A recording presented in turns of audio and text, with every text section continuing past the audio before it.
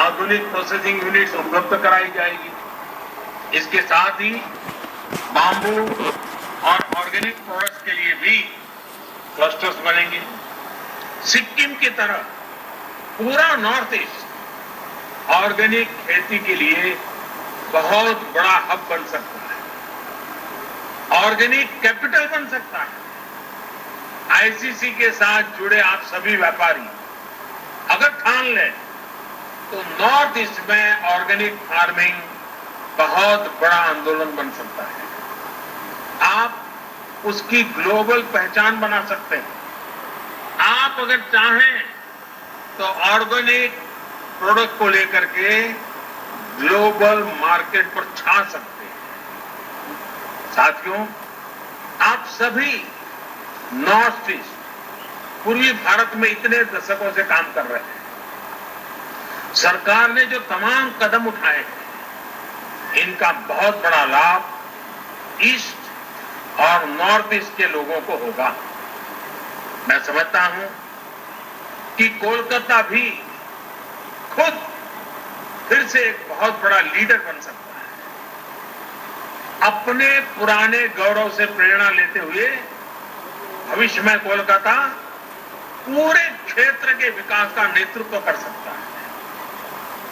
आपसे बेहतर और कौन जानता है कि जब श्रमिक पूर्व के, संपत्ति पूर्व की, संसाधन पूर्व के, तो इस क्षेत्र का विकास कितनी तेज गति से हो सकता है। साथियों, 5 साल बाद यानी वर्ष 2025 में आपकी संस्था अपने 100 वर्ष पूरे करने जा रही है। वहीं वर्ष 2022 में देश की आजादी के 75 वर्ष पूरे होने जा रहे हैं। ये आपकी संस्था के लिए, आपके प्रत्येक सदस्य के लिए, आपकी कोई भी औद्योगिक इकाई हो या व्यापारिक इकाई हो, बेहतरीन समय है एक बड़ा संकल्प लेने का। मेरा आपसे आग्रह है कि आत्मनिर्भर भारत अभियान को चरितार्थ करने के लिए आईसीसी भी अपने स्तर पर 50-100 नए लक्ष्य तय करेंगे। ये लक्ष्य संस्था के भी हो, इससे जुड़े हर उद्योग और व्यापारिक इकाई के भी हो और हर व्यक्ति के भी हो।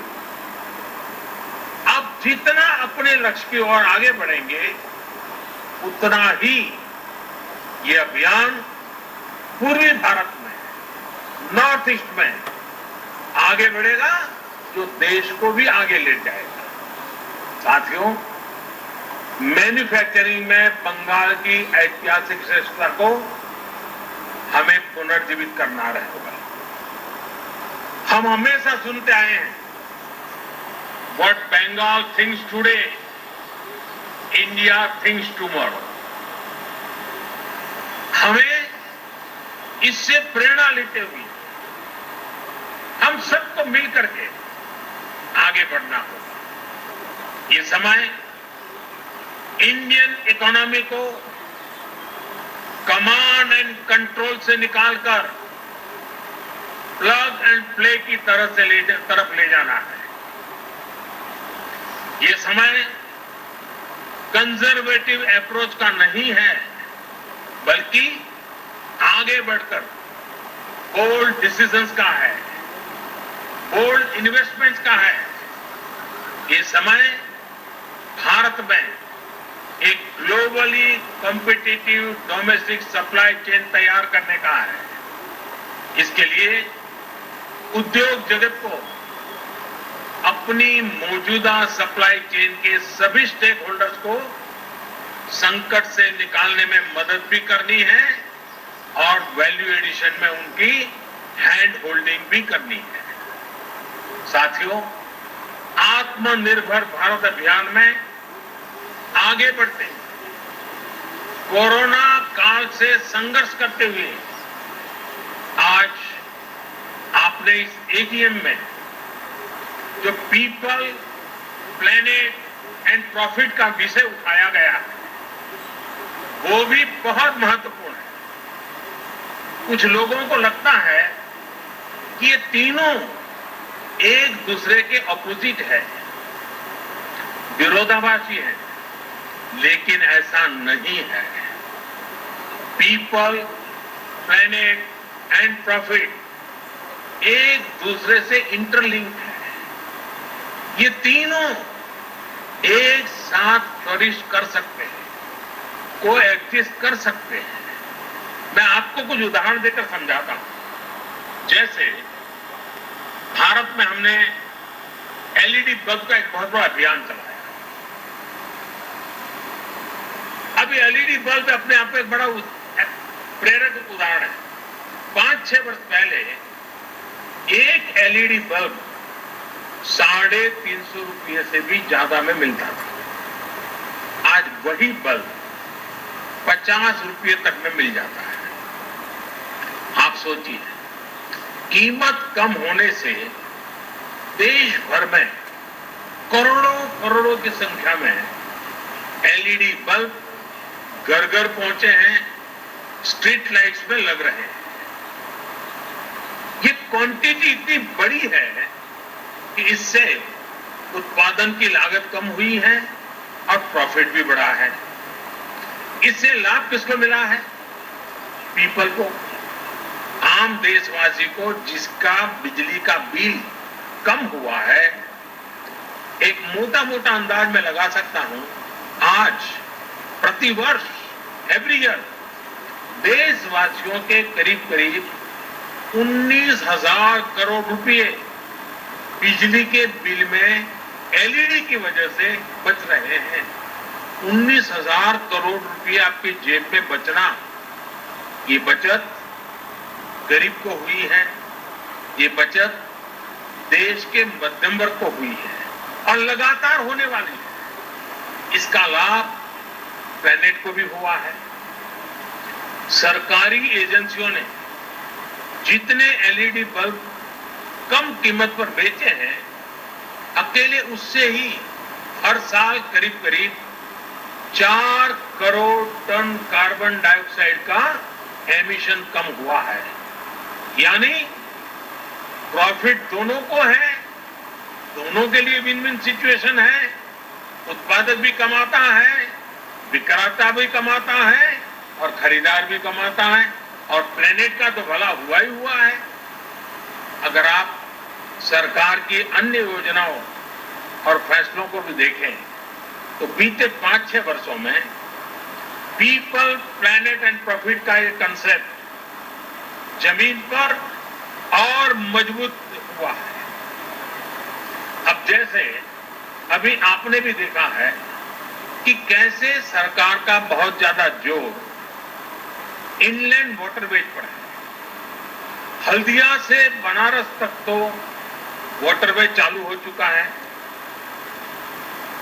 और मैं बनारस का एमपी हूं, इसलिए मुझे आपसे जुड़ने में आनंद भी आता है। अब वो चालू भी हो चुका है। अब नॉर्थ ईस्ट में भी वाटरवेज बढ़ाया जा रहा है। इन वाटरवेज से पीपल का फायदा है, क्योंकि इससे लॉजिस्टिक्स का खर्च कम होता है। इन वाटरवेज से प्लेनेट का भी फायदा है, क्योंकि इससे ईंधन कम जलता है। और हमें ये भी नहीं भूलना चाहिए कि पेट्रोल डीजल के इंपोर्ट को कम करेगा, रोड पर ट्रैफिक कम करेगा, सामान सस्ते में पहुंचाएगा, सामान सस्ता मिलेगा, शॉर्टेज रूट से जल्दी पहुंचेगा। खरीदने वाले और बेचने वाले दोनों को इसमें प्रॉफिट ही प्रॉफिट है। यानी पीपल भी है, प्लेनेट भी है, प्रॉफिट भी है। साथियों, भारत में एक और अभियान अभी चल रहा है, देश को सिंगल यूज प्लास्टिक से मुक्त करने का। इसमें पीपल, प्लेनेट और प्रॉफिट तीनों ही विषय एड्रेस होते हैं। विशेषकर पश्चिम बंगाल के लिए तो ये बहुत ही फायदेमंद है। इससे आपके यहां जूट का कारोबार बढ़ने की संभावना अनेक गुना बढ़ जाती है। और मैं तो आपसे पूछूंगा, क्या आप लोगों ने इसका फायदा उठाया कि नहीं उठाया? क्या अब पैकेजिंग मटेरियल, नई नई वैरायटीज, नए नए थैलिए, नए नए पर्स प्लास्टिक की जगह पर जूट से बनाना शुरू किया कि नहीं किया? एक तरह से मैं कहूंगा ये एक निर्णय, सिंगल यूज प्लास्टिक से मुक्ति का एक निर्णय, आप आईसीसी के मेंबर जो उस इलाके में ज्यादा काम करते हैं, आपकी तो 5 उंगलियां घी में है और आपको तो इस मौके का और फायदा उठाना चाहिए। और अगर ये मौका छोड़ देंगे तो फिर कौन मदद करेगा? सोचिए, जब पश्चिम बंगाल में बना जूट का बैग हर किसी के हाथ में होगा तो बंगाल के लोगों को कितना बड़ा प्रॉफिट होगा। साथियों, पीपल सेंट्रिक, पीपल ड्रिवन और प्लैनेट फ्रेंडली डेवलपमेंट की अप्रोच अब देश में गवर्नेंस का हिस्सा बन गई है। जो हमारे टेक्नोलॉजिकल इंटरवेंशंस है वो भी पीपल, प्लैनेट और प्रॉफिट के विचार के अनुकूल ही है। यूपीआई के माध्यम से हमारी बैंकिंग टचलेस, कॉन्टैक्टलेस, कैशलेस और 24/7 365 डे संभव हो पाई है। भीम ऐप से ट्रांजैक्शन के अब नए नए रिकॉर्ड बन रहे हैं। रुपे कार्ड अब गरीब, किसान, मध्यम वर्ग, देश के हर वर्ग का पसंदीदा कार्ड बनता जा रहा है। जब हम आत्मनिर्भर भारत की बात करते हैं तो क्यों न गर्व के साथ रुपे कार्ड का इस्तेमाल करें। साथियों, अब देश में बैंकिंग सर्विस का दायरा उन लोगों तक भी पहुंच पाया है जिनको लंबे समय तक हैव नॉट्स की श्रेणी में रखा गया था। डीबीटी, जैम, JAM यानी जनधन, आधार, मोबाइल के माध्यम से बिना लीकेज करोड़ों बेनिफिशियरीज तक, करोड़ों लाभार्थी तक जरूरी सहायता पहुंचाना संभव हुआ है। इसी तरह गवर्नमेंट ई मार्केट प्लेस, और मैं चाहूंगा सभी व्यापारी आलम इसको ध्यान से सुने, गवर्नमेंट ई मार्केट प्लेस यानी GEM, आप वेबसाइट पे जाकर इसकी डिटेल देख सकते हैं। GEM ने पीपल को सरकार के साथ जुड़कर प्रॉफिट कमाने का एक अवसर दिया है। आप ये जानते ही हैं कि jam platform, GEM, jam platform पर छोटा हो या बड़ा, व्यक्तिगत रूप से काम करता हो या सेल्फ हेल्प ग्रुप चलाता हो, गवर्नमेंट ई मार्केट प्लेस यानी GEM, आप वेबसाइट पे जाकर इसकी डिटेल देख सकते हैं। GEM ने पीपल को सरकार के साथ जुड़कर प्रॉफिट कमाने का एक अवसर दिया है। आप ये जानते ही हैं कि jam platform, GEM, jam platform पर छोटा हो या बड़ा, व्यक्तिगत रूप से काम करता हो या सेल्फ हेल्प ग्रुप चलाता हो, MSME हो या बड़ा व्यापारी हो, सीधे भारत सरकार को अपने गुड्स और अपनी सर्विसेज उपलब्ध करा सकते हैं और बड़ी ट्रांसपेरेंसी के साथ। जब तक इतने लाख का टर्नओवर नहीं होता है, इतना बड़ा ब्रांड नहीं होता है, इतना बड़ा नाम नहीं होता है, तब तक आप सरकार को माल बेचने के लिए सोच ही नहीं सकते थे। आज हमने वो रास्ता खोला है कि आप सीधे भारत सरकार की बड़ी से बड़ी इकाई, इवन PM ऑफिस में भी आपका माल पहुंच सकता है, प्रधानमंत्री को भी पहुंच सकता है। इसलिए मेरा ICC से भी आग्रह है कि आपके जो मेंबर्स हैं, जो आपसे जुड़े हुए हैं, मैन्युफैक्चरर्स, उन्हें भी ज्यादा से ज्यादा संख्या में जेम्स से जुड़ने के लिए प्रेरित करिए और अपने उत्पाद सरकार को खरीदने ही पड़े ऐसी क्वालिटी का माल लेकर के आए। देखिए कैसी स्पर्धा चलती है, और सरकार की ताकत नहीं है कि आपके अच्छे मुल्क को ठुकरा सके। यह सब ट्रांसपेरेंट प्लेटफॉर्म है, हर एक का बेनिफिट है। अगर आपसे जुड़ा हर मैन्युफैक्चरर जेम्स से जुड़ जाएगा तो छोटे कारोबारी भी अपने प्रोडक्ट सीधे सरकार को बेच पाएंगे। साथियों, जब हम प्लेनेट की बात करते हैं तो आप भी देख रहे हैं कि आज आईसा यानी इंटरनेशनल सोलर अलायंस एक बड़ा ग्लोबल मूवमेंट बन रहा है। सोलर एनर्जी के क्षेत्र में जो लाभ भारत अपने लिए देखता है, उसको पूरी दुनिया के साथ साझा करने के लिए कोशिश की जा रही है। मेरा इंडियन चैम्बर ऑफ कॉमर्स के तमाम सदस्यों से अनुरोध है कि renewable energy, solar power generation के लिए जो टारगेट्स हैं, जो टारगेट देश ने रखे हैं, उसमें अपने कंट्रीब्यूशन और इन्वेस्टमेंट को विस्तार दें। देश में ही सोलर पैनल की मैन्युफैक्चरिंग, पावर स्टोरेज कैपेसिटी बनाने के लिए बेहतर बैटरीज, इसके R&D और मैन्युफैक्चरिंग में निवेश करने की ये बहुत बड़ी सुवर्ण तक है, गोल्डन अपॉर्चुनिटी है। जिस काम में जुटे हैं ऐसे संस्थानों की, MSMEs की हैंड होल्डिंग आवश्यक है और करनी चाहिए। बदलते हुए विश्व में सोलर रिचार्जेबल बैटरीज का बहुत बड़ा मार्केट बनने वाला है। क्या भारत का उद्योग जगत इसका नेतृत्व कर सकता है? इस क्षेत्र में भारत एक बहुत बड़ा हब बन सकता है।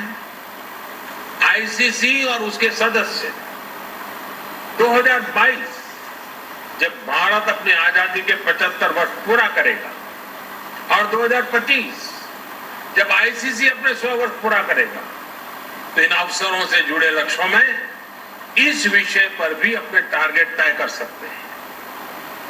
साथियों, ये समय अवसर को पहचानने का है, खुद को आजमाने का है और नई बुलंदियों की ओर जाने का है। ये अगर सबसे बड़ा संकट है तो हमें इससे सबसे बड़ी सीख लेते हुए इसका पूरा लाभ भी उठाना चाहिए। मैं आपको आश्वस्त करता हूं कि सरकार इसके लिए पूरी तरह से कमिटेड है, आपके साथ है। आप बेहिचक आगे बढ़िए, नए संकल्पों के साथ, नए विश्वास के साथ आगे बढ़िए। आत्मनिर्भर भारत के मूल मंत्र में है, और ये बात बहुत महत्वपूर्ण है, आत्मनिर्भर भारत के मूल में जो मंत्र है वो है आत्मविश्वासी भारतीय। हर भारतीय आत्मविश्वासी होगा तो आत्मनिर्भर भारत की यात्रा बहुत कम समय में हम जीत लेंगे। गुरुवर टैगोर ने अपनी कविता नूतन जोगेर भोर में कहा है, चोलाए चोलाए बाजवे जोएर मेरी, चोलाए चोलाए बाजवे जोएर मेरी, पाएर बेगे ही पोत केटे जाए कोरिश्ना आर दे। यानी हर आगे बढ़ने वाले कदम पर घोषणाद होगा, दौड़ते पांव ही नया रास्ता बना देंगे। अब देरी मत करो, सोचिए ये कितना बड़ा मंत्र है, दौड़ते पांव ही नया रास्ता बना देंगे। जब इतनी बड़ी प्रेरणा हमारे सामने है तो रुकने का सवाल ही पैदा नहीं होता। मुझे पूरा विश्वास है कि जब आप अपनी स्थापना के 100 वर्ष का समारोह मनाएंगे, जब देश अपनी स्वतंत्रता के 75 वर्ष का पर्व मनाएगा, तो आत्मनिर्भर भारत के मार्ग पर हमारा देश मजबूती के साथ काफी आगे बढ़ चुका होगा और आपके साथ सहयोग से बढ़ चुका होगा। 130 करोड़ देशवासियों की संकल्प शक्ति से बड़ा होगा। 130 करोड़ देशवासियों के हर कदम में आत्मनिर्भरता का मिजाज होगा। एक बार फिर आप सबको बहुत बहुत शुभकामनाएं देता हूं और मैं यही प्रार्थना करूंगा, स्वस्थ रहिए, सुरक्षित रहिए। बहुत बहुत आभार।